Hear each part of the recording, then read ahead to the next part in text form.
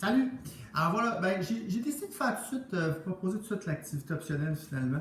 Parce que ben, cette semaine, c'est un petit peu plus, smooth si vous voulez. Là, on n'a pas, on fait l'introduction, fait qu'on peut profiter de l'introduction pour ceux qui sont intéressés par l'activité optionnelle que je propose. Ben, ils la font cette semaine.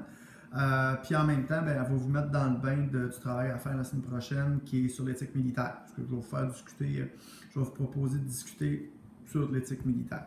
Alors, j'ai créé sur les communautés de pratique, la dernière en bas, là, Q, à la lettre Q, c'est messe virtuelle.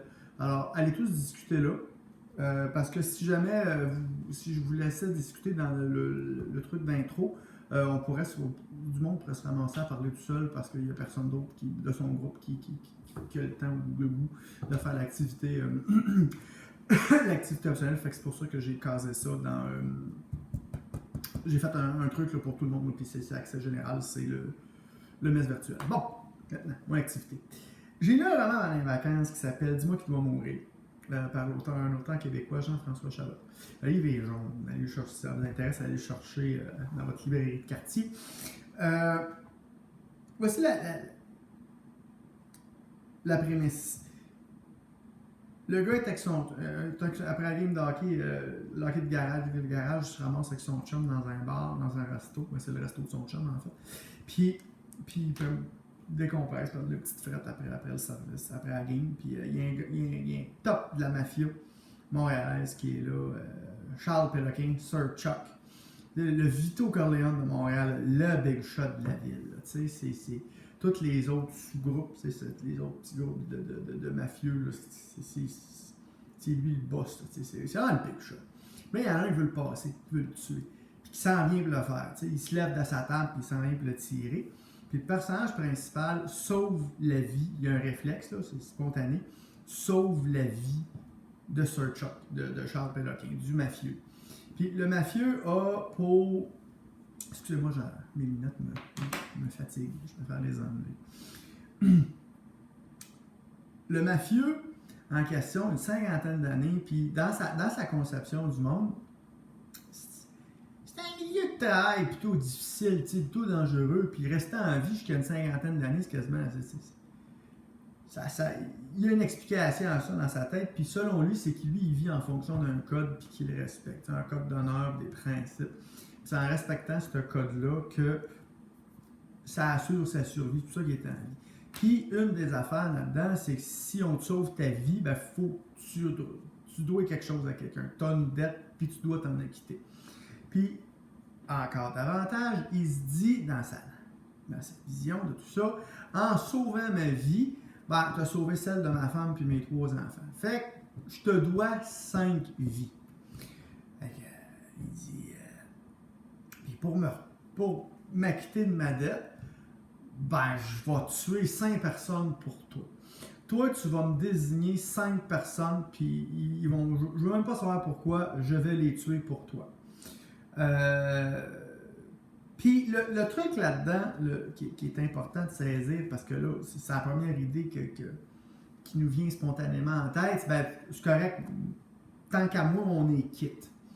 Tu sais, tu peux dire ça à Chuck, là, au mafieux, là, c'est beau, j'ai pas envie que tu tues 5 personnes pour moi, fais-toi-en pas, tout est chill, c'est réglé, on est quitte. Je suis en vie parce que je respecte ce code-là. Je vais continuer à respecter ce code-là. Je te dois 5 vies. Tu ne peux pas refuser.